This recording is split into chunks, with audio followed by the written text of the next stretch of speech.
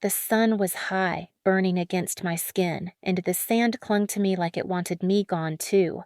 My sister, Olivia, grinned wickedly as she pressed down another pile of sand over my chest, her hands quick and deliberate, the grains tightening around me like a prison. She had convinced me earlier to play along, saying it would be fun, but the way her eyes gleamed told me this was no game. "Hold still," she sneered, shoving sand across my shoulders. "Trash like you belongs under dirt." I tried to laugh it off at first, thinking she was just being cruel in her usual way, but when I tried to move, the weight pressed hard. My ribs strained and panic began to curl in my stomach. I looked over at Dad sitting a few feet away in his beach chair, sunglasses on, a drink in hand. He saw me struggling, my arms half buried, my chest heaving. Instead of helping, he smirked, leaned back, and spat out words that sliced deeper than the sun ever could. "Please subscribe to our channel and tell us in comments, from where are you watching this video?" "Stay down where worms belong," he said flatly, loud enough for everyone nearby to hear. "Don't embarrass the family by crawling up here again." The beachgoers who glanced over thought it was a joke. Some even chuckled. My heart pounded. I tried to wiggle free, but Olivia pressed her foot against the sand on top of me, grinding it down. "Look at her squirm," Olivia taunted, crouching low with her long hair falling across her face. "You're pathetic. Even the sand doesn't want you." "Dad!" I gasped, my throat raw from the heat. "Please!" "Don't ruin your sister's day," he snapped. "You always have to steal attention. Just stay there. You look better buried." The words hit harder than the sand. Mom, who was adjusting Olivia's beach towel, laughed without even glancing at me. "Leave her. Maybe she'll learn to shut up if the world finally covers her." I felt my breath shorten. The grains pressed into my lips, into my hair, sticking against the sweat rolling down my temples. My chest heaved, but the weight made it harder with each inhale. Olivia dug in with both hands now, laughing as she piled more over my neck. "You're nothing," she whispered, "and today everyone sees it." The waves crashed faintly in the background. Kids screamed happily nearby, and still no one came. They all looked away because it was easier to ignore the girl who didn't belong. I clenched my fists beneath the sand, nails biting into my palms, fury crawling through me stronger than the suffocation. I realized then, it wasn't just a prank. It was a message. They wanted me gone. They wanted me erased. And right there, buried in the sand while the people who should have protected me laughed, I made myself a promise. If they wanted me to stay down, I'd rise higher than they could ever imagine. If they thought I belonged with worms, I'd make sure they lived to choke on the dirt themselves. I stopped begging. I stopped struggling. My silence made Olivia pause, glancing down at me suspiciously.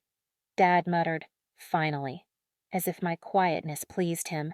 But in my head, I was no longer their victim. I was already sharpening the blade of what would come next. Because this moment wasn't going to bury me.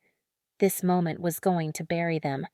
The sand was finally brushed off me, but the sting of their laughter stayed glued to my skin like a second burn. That night, when we returned home, Olivia bragged about how funny it had been to watch me choke on sand. Dad nodded like she had accomplished something noble. Mom called it character training. They didn't notice the way I limped down the hall, my back raw and my hair still caked with grit. They didn't care. I stared at myself in the bathroom mirror, cheeks blistered red from the sun, eyes swollen from the humiliation. My chest tightened, not from the sand anymore, but from the rage bubbling under my skin. Their voices echoed in my skull. "Stay down where worms belong. Trash looks better buried." I pressed my fists against the counter so hard my knuckles turned white. They wanted me broken, crawling, forgotten. But that night, something inside me shifted. The next week, Olivia strutted around the house bragging about her new friends and how everyone adored her. Dad boasted to neighbors about how proud he was of his daughter. Of course, he meant her, not me. Mom sat with them, glowing as if Olivia's life were her own reflection. I was invisible until they needed something scrubbed, carried, or fixed. So I started watching, listening, collecting. I realized quickly that their perfect image was nothing but sand too, loose, unstable, waiting to collapse. Olivia wasn't adored. She was reckless. She skipped classes, partied with people who recorded her every move, and borrowed money from friends she never planned to repay. Dad wasn't a pillar of the community. He skimmed money from a small construction company he supervised, signing false receipts and threatening workers if they spoke up. Mom? She wasn't the gentle homemaker she pretended to be. She whispered poison about neighbors, spreading rumors that nearly tore marriages apart, and I had the texts to prove it. Each time they mocked me, I let my face fall into that mask of silence, but inside I was storing their cruelty like fuel. At night, while they slept, I scrolled through Olivia's phone when she left it charging in the kitchen, screenshotted messages about the drugs she'd experimented with and the debts she owed. I took pictures of Dad's forged invoices and the petty cash he slipped into his pocket. I copied Mom's venomous texts onto my own phone. Slowly, quietly, I built a mountain of evidence. But this wasn't just about exposure. It wasn't enough to show the world. I wanted them to feel what I had felt, powerless, smothered, desperate for breath. The chance came quicker than I expected. Olivia had been chosen to give a speech at her college banquet, a gathering where parents, professors, and community members would attend. Dad bragged about it for weeks, polishing his image as a proud father of success. Mom picked out Olivia's outfit like it was her own pageant. They wanted everyone to see their golden child shine. That's when I decided if they had buried me in sand, then I would bury them in front of everyone they cared about, not with fists, not with begging, but with their own sins. I stayed up for nights editing the files into a simple, undeniable presentation. Olivia's screenshots, Dad's invoices, Mom's rumors, one after another, packaged neatly, ready to rip the mask off. The banquet had an AV system, and all I needed was 10 seconds alone with the technician. As I stared at the glowing laptop screen, my chest rose with a calm I hadn't felt in years. For the first time, I wasn't the one trapped under the weight. I was the one holding the sand. The banquet hall gleamed with chandeliers, the kind of place my parents had always wanted to be seen in. Olivia floated in wearing a sequined gown, Dad grinning at her side like she was royalty, Mom adjusting her hair as if she were the one going on stage. Nobody looked at me except to sneer that I was lucky to even be allowed to tag along.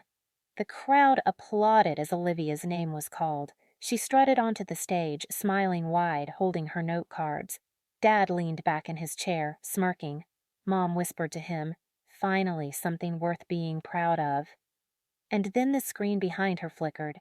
At first, it showed Olivia's smiling face. Then it switched. Screenshots of her text messages, begging friends for money, talking about forgetting to pay people back, boasting about things she did at parties that left the room whispering. Gasps filled the air. Olivia froze, her note cards slipping from her hands. Before she could speak, the next slide appeared. Forged invoices with Dad's signature, fake receipts, stolen cash entries. The same neighbors and businessmen he'd conned were sitting in the audience, eyes widening, phones already out to take pictures. Dad stood up, shouting, "Turn that off right now!" But his voice cracked, desperation showing through the anger. Then came Mom's words, her text messages gossiping about families in the community, ugly rumors she had spread, lies that ruined friendships. The wives she betrayed were in the audience, their faces twisted in fury. Someone shouted, "You ruined my family!" The room erupted. Olivia dropped to her knees, begging for it to stop. Dad stormed toward the stage, but security held him back when reporters raised cameras. Mom shrieked, "This is a setup!" But no one listened. Their perfect mask had been ripped clean off. And then the final slide appeared, a photo of me, standing tall, free of the sand they once buried me in. A line under it read, "Trash learns to survive, but what happens when the trash tells the truth?" All eyes turned to them, not to me, but to them.